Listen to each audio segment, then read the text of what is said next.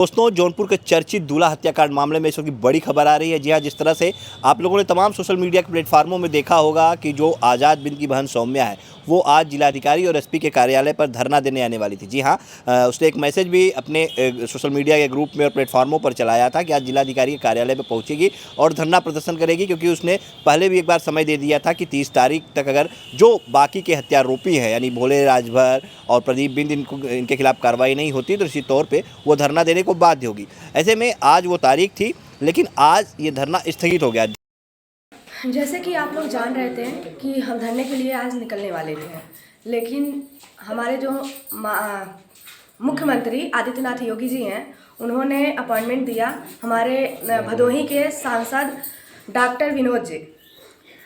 और फिर जब अपॉइंटमेंट मिला है तो जहाँ पे हमको बात रखनी है वहाँ मिलने के लिए हमें अपॉर्चुनिटी वो मिल रही है, तो हम वहाँ पे आज निकल रहे हैं। तो आज धरने के लिए हम नहीं आ पाएंगे, तो आप लोग भी आज ना जाएं और अगर जैसा होगा हम आप लोग को वो बताएंगे। सौम्या बिन जो आज़ाद बिन की बहन है, वो योगी से मिलने के लिए आज निकल गई है। जी हाँ, मुख्यमंत्री योगी आदित्यनाथ से मिलने के लिए सौम्या लखनऊ चली गई है। और जो सौम्या पिछली बार मुख्यमंत्री से मिलना चाहती थी, जिसे पुलिस प्रशासन ने रोका भी था। आपने तस्वीरें भी देखी थी उत्सव मोटल की जो सामने आई थी, किस तरह से पुलिस प्रशासन से रोकती हुई नजर आ रही थी। और उसके बाद वो जा नहीं पाई तो लगातार ये आरोप लगा रही थी कि आखिर मुख्यमंत्री से उसे मिलने से क्यों रोका जा रहा है। लेकिन इस बार सौम्या मुख्यमंत्री से मिलने के लिए निकल गई है और उसे लेकर जाने वाले कौन है ये भी हम आपको बता दें।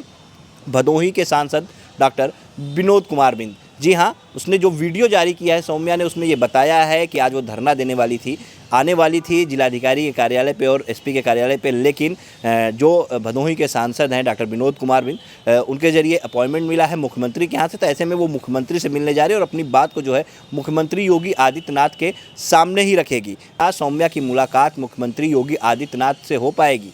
क्या मुख्यमंत्री को वो सारी बातों से अवगत करा पाएगी? क्या मुख्यमंत्री उसकी बातों पे ये यकीन करेंगे कि हाँ वाकई में सत्ता पक्ष का जो आरोप वो लगा रही है ऐसा हो सकता है?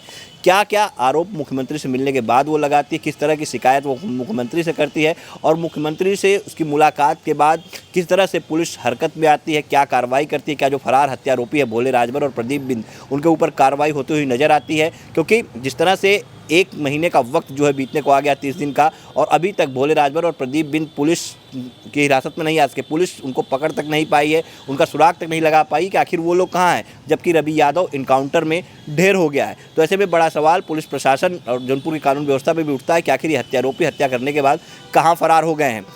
हालांकि इस मामले में आपने देखा किस तरह से रवि यादव के एनकाउंटर के बाद प्रदीप बिंद जो है वो उसने हाईकोर्ट का दरवाज़ा खटखटाया है। हाईकोर्ट में उसने जो अपनी याचिका दाखिल की है, अपना पिटीशन दाखिल किया है कि किस तरह से उसने ये बताने का प्रयास किया है कि वो इस पूरे मामले में निर्दोष है। हमने जो हाईकोर्ट के अधिवक्ता हैं आकाश निषाद, जो कि आज़ाद बिंद की बहन सौम्या की तरफ से केस की पैरवी कर रहे हैं, हमने उनका बयान भी आपको सुनाया था। जो बयान उन्होंने वीडियो जो जारी किया था वो भी हमने सुनाया था कि किस तरह से प्रदीप ने अपने आप को निर्दोष साबित करने के लिए कुछ तथ्यों का जो हवाला दिया है। जिस तरह से उसने ये कहा है कि जिस समय शादी थी आज़ाद बिन की, उस समय वो एक दूसरी शादी में निमंत्रण में मौजूद था और वो उसके घर की दूरी का भी उसने हवाला दिया कि आज़ाद का घर जो है वो खेतासराय थाना क्षेत्र जौनपुर में है और उसका घर आजमगढ़ के बरदा थाना क्षेत्र में, दूरी लगभग 35 किलोमीटर है और वो दूसरी शादी में मौजूद था, जिसके चलते वो यहाँ पे नहीं था। और साथ ही उसने एक तथ्य ये भी प्रस्तुत किया था कि इसमें जो है जब 2 साल से आज़ाद बिंद और जिससे उसकी शादी होने वाली थी उस लड़की से प्रेम प्रसंग चल रहा था, तो आखिर 6 महीने पहले ही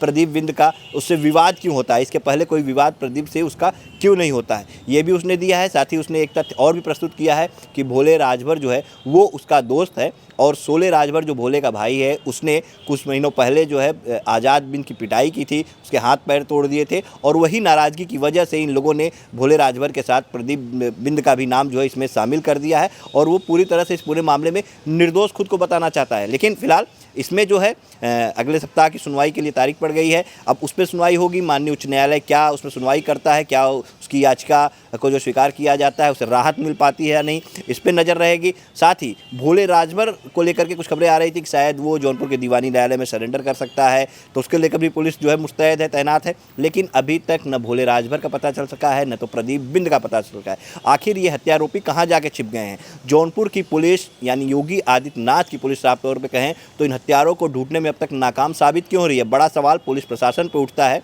बड़ा सवाल उस प्रदेश की कानून व्यवस्था पे उठता है जहाँ के मुखिया योगी आदित्यनाथ हैं, जहाँ जीरो टॉलरेंस की बात कही जाती है, जहाँ ये कहा जाता है कि अपराधी अगर इस चौराहे पे हत्या करता है, अपराध को अंजाम देता है, तो अगले चौराहे पे पुलिस उसका इंतजार कर रही होती। तो ऐसे मामले में आखिर अभी तक जो दूल्हे आज़ाद बिंद के हत्यारोपी हैं वो अभी तक पुलिस से पकड़ से बाहर कैसे चल रहे हैं, बड़ा सवाल इसी को लेकर के कानून व्यवस्था पर उठता है। हालांकि पुलिस ने 1-1 लाख का इनाम सभी के ऊपर घोषित किया है और रवि यादव एनकाउंटर में ढेर हो चुका है। लेकिन अगर भोले राजभर और प्रदीप बिंद जो फरार चल रहे हैं उनको लेकर के अब रवि यादव का परिवार भी पुलिस प्रशासन पर यही आरोप लगा रहा है कि सत्ता पक्ष के संरक्षण के कारण और यादव होने के कारण उस रवि की जो है एनकाउंटर में उसको जो है ढेर कर दिया गया और भोले राजभर और प्रदीप बिंद को बचाया जा रहा है। इस पूरे मामले में पुलिस के अधिकारी, पुलिस अधीक्षक का जो बयान आया था वो भी हमने सुनाया था, किस तरह से उन्होंने मुठभेड़ की बात की थी और किस तरह से लाइन बाजार के थाना प्रभारी जो के सिंह थे उनको जो गोली भी लगी हुई थी हाथ में, तो वो मुठभेड़ की कहानी हमने आपको सुनाई थी। साथ ही हमने आपको वो भी मुठभेड़ की कहानी सुनाई थी जो पुलिस ने 3 तारीख की अपनी स्क्रिप्ट में दर्ज किया था। जो पुलिस ने बताया था जब 8 लोगों को अरेस्ट किया था, तो पुलिस ने जो खुद खेतासराय की एसओ ने FIR दर्ज कराई थी अपनी तहरीर पर, जिसमें उन्होंने ये जिक्र किया था कि 3 तारीख की रात में वो प्रदीप बिंद और रवि यादव और भोले राजभर को देखते हैं कि वो अपने शरणदाताओं से मिल रहे हैं और इस दौरान उन्हें पकड़ने जाते हैं। इस दौरान वो लोग पुलिस पे फायरिंग करते हैं और पुलिस किस तरह से खुद को बचाने का जो तरीका उन्हें सिखाया गया उस तरीके से खुद को बचाते हैं। तो उस दौरान भी पुलिस प्रशासन पे सवालिया निशान ये उठते हैं कि जब खेतासराय की एसओ को ये पता चला कि तीनों हत्यारोपी अपने शरणदाताओं से मिलने जा रहे हैं, तो वो और थानों की फोर्स लेकर के उसको घेरने का प्रयास क्यों नहीं किए, क्यों वो सिर्फ अपने खेतासराय थाने की फोर्स को लेकर के उन्हें पकड़ने चले गए। तो बड़ा सवाल इस पुलिस प्रशासन पे भी है, सारा जवाब पुलिस को ही देना है, हत्यारोपियों को भी पुलिस को ही पकड़ना है, परिवार को इंसाफ भी पुलिस को ही दिलाना है। अब देखना ये होता है कि इस पूरे मामले में आज़ाद बिंद की बहन को इंसाफ कब मिलेगा।